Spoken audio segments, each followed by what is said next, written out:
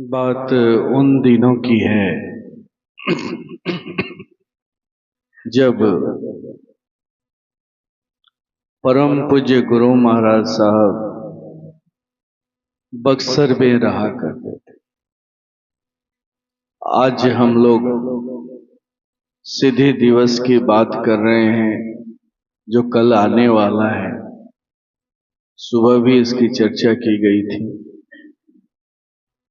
इसी विशेष अवसर से प्रेरित होकर के ये तैयारी चल रही थी कि जो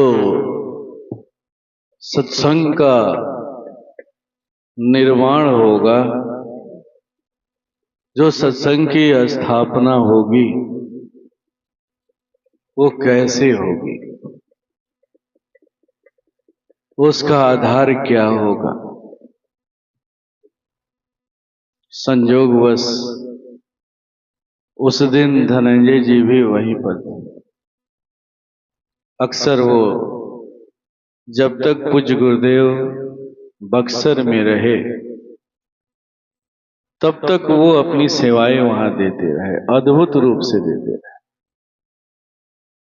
उतनी सेवा मैं घर के करीब रह करके भी नहीं दे पाता था जितनी सेवा वो अपने घर से आकर के दे। संयोग ऐसा था कि ये भी वहां उपस्थित थे। चर्चाएं चल रही थी और चर्चा के क्रम में ये विषय उठा कि सत्संग की जब स्थापना होगी तो उसकी प्रविधि क्या हो,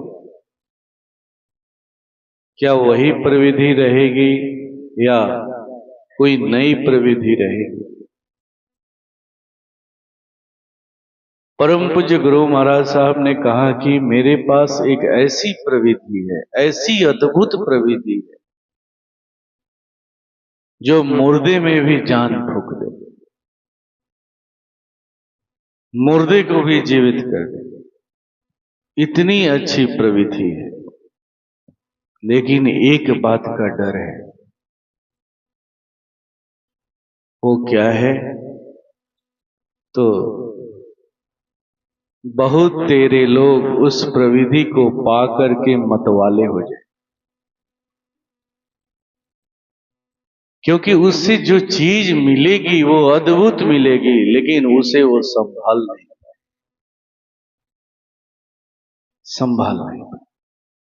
वो नहीं संभले, क्योंकि उसका स्वभाव ही वैसा है। मैंने पूछा कि तब फिर इसका उपाय क्या है? तो यहीं पर पूज्य गुरुदेव ने कहा कि इसके लिए, उसको संभालने के लिए अनन्य भक्ति करनी पड़ेगी। अनन्य भक्ति तब जाकर के वो संभलेगी, नहीं तो नहीं संभल पाए।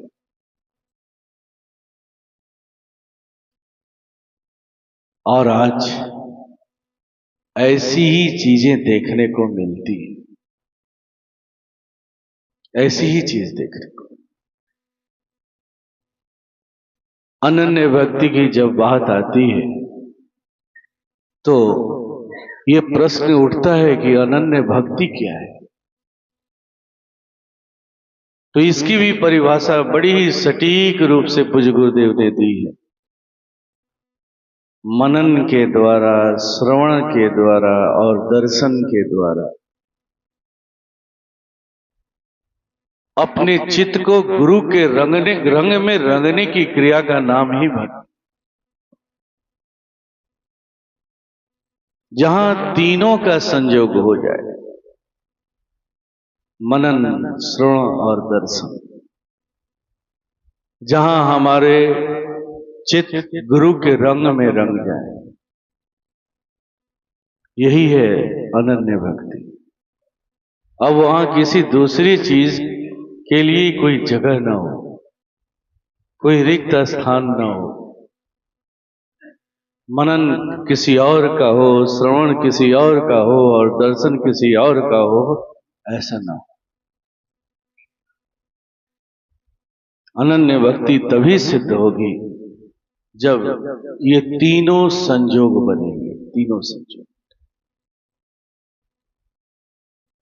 अनन्य भक्ति का बड़ा ही सुंदर पूज्य गुरुदेव उदाहरण दिया करते थे। एक बार भगवान नारद घूमते घुमाते रुक्मणी जी के पास जा पहुंचे। भगवान नारद ऐसा सोचते थे कि रुक्मणी जी भगवान कृष्ण की पत्नी है और भगवान कृष्ण की जितनी भी सारी चीजें हैं उन पर उनका अधिकार होगा। कितनी खुद खुशकिस्मत होंगी और ऐसे ही सुंदर सा भाव लेकर के वो मां रुक्मणी के पास पहुंच जाते हैं और मां रुक्मणी से अपने भाव को प्रकट करते हैं कि मां कितनी सौभाग्यशाली, कितनी आप सौभाग्यशाली। मां कहती है कि कहां है सौभाग्यशाली, भगवान मुझे मानते नहीं। ये क्या कह रही हो मां? कैसे कहती हो कि भगवान आपको मानते नहीं? हाँ नारद, तुम नहीं जानते हो, भगवान मुझे मानते नहीं। जानते हो,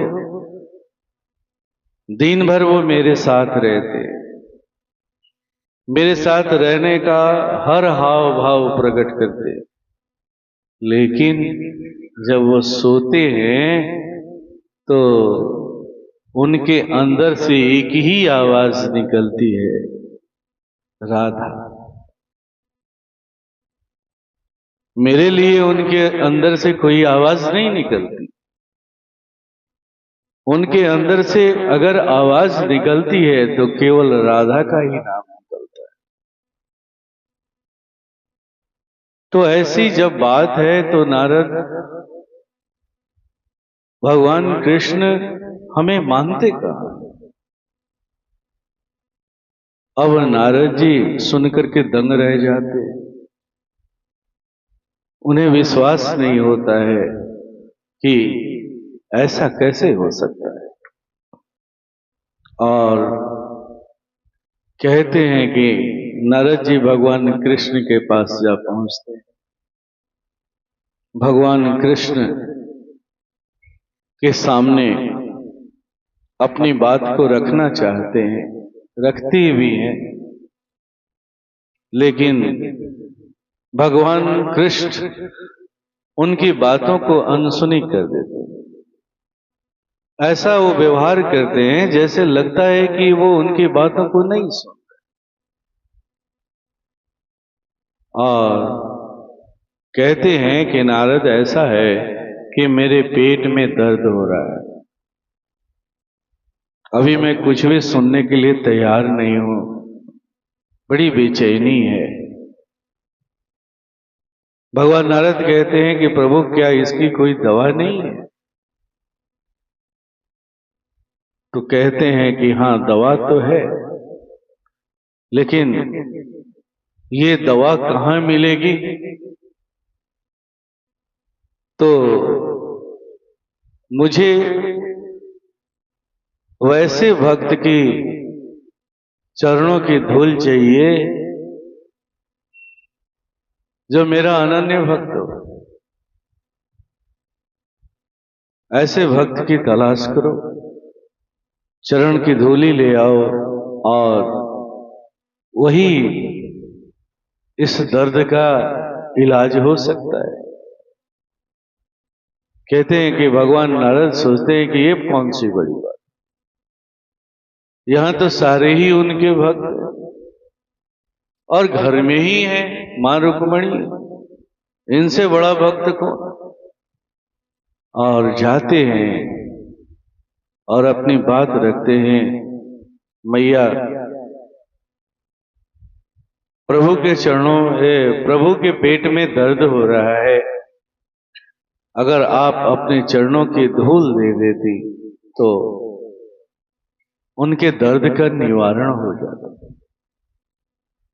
कहते हैं कि जैसे ही रुक्मणी जी सुनती हैं, कहती हैं कि ये क्या कह रहे हो नारद, अगर मैं ऐसा करती हूं तो मुझे किस लोक में जगह मिले। क्या प्रभु मेरे पैरों की चरण धूली लगाएंगे? ये कितना बड़ा मेरे लिए पाप हो। वो भी अपनी जगह तर्क ठीक ही दे रही हैं, सोचने पर लगता भी ऐसा ही है। क्या हम लोगों के चीजों को इतने महान भगवान हैं और वो हमारे चरण की धूल लगाएंगे? सुनने से तो ऐसा ही लगता है, कितनी बड़ी भक्ति है। लेकिन शर्त तो यही है कि चरणों की धूल चाहिए ही चाहिए। अब वो देने के लिए तैयार नहीं होते। भगवान नारद थोड़ा सा परेशान हो जाते हैं, अन्य भक्तों के पास भी जाते, अन्य भक्त भी ऐसे ही भाव प्रकट करते। भाई अगर ऐसा हम लोग करेंगे तो हम लोग किस लोक में रहेंगे। वो अपनी भक्ति को प्रकट कर रहे हैं और सुनने में भी बात सही लग रही। थाक हर करके नारद जी भगवान के पास आते हैं, कहते हैं कि प्रभु कहीं भी ये धूल नहीं मिल रही है, कहाँ मिलेगी? आप उसका भी उपाय बता दीजिए, मार्ग बता दीजिए प्रभु, ये कहाँ मिलेगी? तो उन्होंने कहा कि ऐसा करो नारद, बरसाने चले जाओ, बरसाने, वहां ये तुम्हें मिल जाए। और कहते हैं कि नारद जी बरसाने जाते हैं। नारद जी को देख करके जितने भी कृष्ण भक्त हैं सभी के सभी उन्हें घेर लेते, कुशल क्षेम पूछने लगते हैं, हमारे प्रभु कैसे हैं। और जैसे ही नारद जी के मुख से ये निकलता है, प्रभु के पेट में दर्द है, उन्हें अपने भक्तों के चरण धूल चाहिए, अभी जैसे ही ये शब्द पूरी तरह से बाहर भी नहीं आए थे कि राधा वहां सुन रही थी, अपना आंचल फाड़ती है और चरणों की धूल उठा के बांधती है और पोटली बनाती है और दे के कहती है कि जल्दी से जाइए, जितना जल्दी हो सके जाइए, हमारे प्रभु कितना कष्ट में रहे। अब देखिए ये भी एक भक्ति है। एक भक्त कह रहा है कि मैं ऐसी चीज दूंगा तो मैं किस लोक में रहूंगा, वो भी ठीक सोच रहा है। और एक भक्त ऐसा भी है जो अपने बनने और बिगड़ने की बात को परवाह किए बगैर वो उपाय ढूंढने के लिए तैयार है, उपाय को पूरा करने के लिए तैयार है।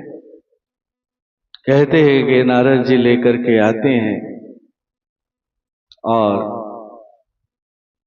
भगवान उसे अपने पेट पर लगाते हैं और थोड़ी देर के बाद मुस्कुराते हुए कहते हैं कि क्या नारद तुम्हें उत्तर मिल गया? तो हाँ प्रभु,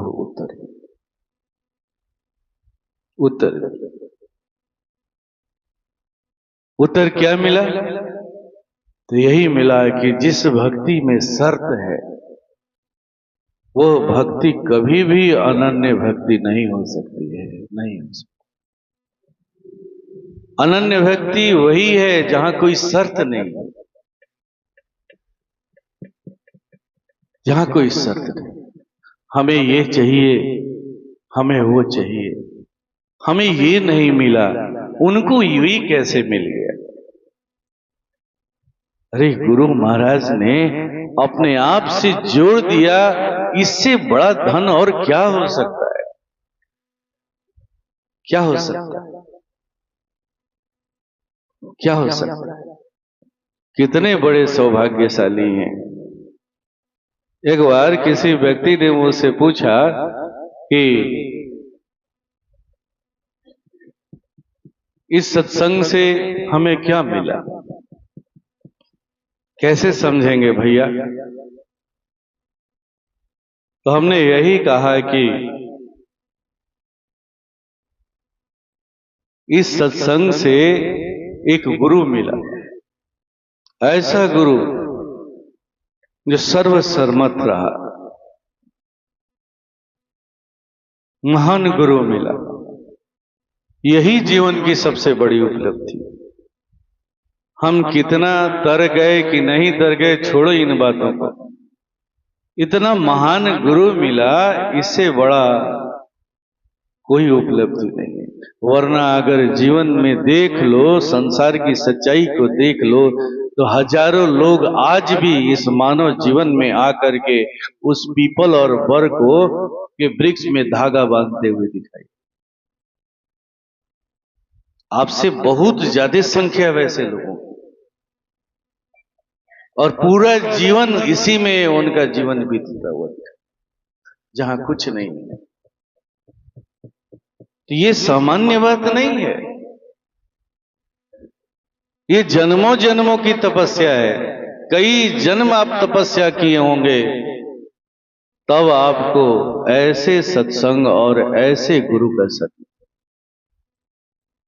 ये कोई साधारण बात नहीं है, साधारण बात नहीं। तो वो ज्ञान तभी ठहर सकता है, पूज्य गुरुदेव ने समझाते हुए कहा कि देखो मेरी प्रविधि से जो मिलने वाला ज्ञान है, ज्ञान तो सर्वश्रेष्ठ है ही, वो तो पराकाष्ठा है अध्यात्म विद्या का, लेकिन ये ठहरेगा कहाँ, ठहरेगा कहाँ। तो जब तक तुम अनन्य भक्ति में नहीं आओगे, तब तक ये ठहरने वाला, परिचय देगा और गायब हो जाए, फिसल जाए, नहीं ठहरने वाला। अगर इसे कोई ठहरा सकता है तो तुम्हारी अनन्य भक्ति ही ठहरा सकती। एक बार राधा जी को भगवान कृष्ण के मुकुट का पंख मिल जाता है, मयूर पंख मिल जाता है, और जैसे ही मिलता है वो उसे अपने हृदय से लगाए रहती है, कभी चूमती हैं, कभी हृदय में लगाती हैं। उन्हें सखियां देखती हैं तो कहती हैं कि कितनी तू बाबरी हो गई है, ये क्या कर रही है। और इधर राधा कहती हैं कि मेरा कृष्ण कैसा है, पूछती हैं उन लोगों से कि कृष्ण कैसा है, उसका रंग कैसा है, उसका रूप कैसा है, वो कैसा वस्त्र पहनते हैं। वो हंसी उड़ाती हैं, सखियां कैसी बात करती हो तुम, अभी अभी तो 2 दिन पहले मिली थी, घंटों उनके साथ थी, और कहती हो कि उनका रंग कैसा है, उनका रूप कैसा है। और अभी वो बात ही कर रही थी कि तभी झटके से भगवान कृष्ण आ जाते, 2-4 बातें करते हैं और फिर सरक जाते हैं। सखियों ने कहा कि अब तो लो देख लो, तुमने तो देख ही लिया होगा कि उनका रंग कैसा है। तो राधा ने कहा कि नहीं, मैं नहीं देख पाई। जैसे ही वो सामने आए, उनके पैरों पर मेरी निगाह गई, और पैरों में जो पायल उन्होंने पहन रखी थी, जैसे ही उस पर निगाह गई, मैं उसी में ठहर गई, उसी में खो, मेरी नजर तो उठी नहीं। जब भी वो सामने आते हैं तो कभी उनके पीतांबर पर ठहर जाती हूँ, तो कभी उनके गले में जो माला है उस पर ठहर जाती हूँ, कभी चेहरे पर नजर तो जाती है। ये कैसी भक्ति रही होगी, कैसी भक्ति रही होगी। यही तो बात है कि जब ऐसी भक्ति होती है तो ये भक्ति आपके आपके प्रभु के हृदय में जगह बना देती। तभी तो भगवान कृष्ण सोते हैं तो उनके अंदर से राधा ही राधा निकलता है। और पूज्य गुरुदेव आप सबों को यही बनाना चाहिए, यही बनाना चाहिए। अनन्य भक्ति करो, अनन्य भक्ति करोगे तो मेरे हृदय में बस जाओगे। बस सच्चाई भी है, यही उनकी कामना थी। अंत के दिनों में आपने सुना होगा, बार बार वो कहते रहे, अनन्य भक्ति करो, अनन्य भक्ति।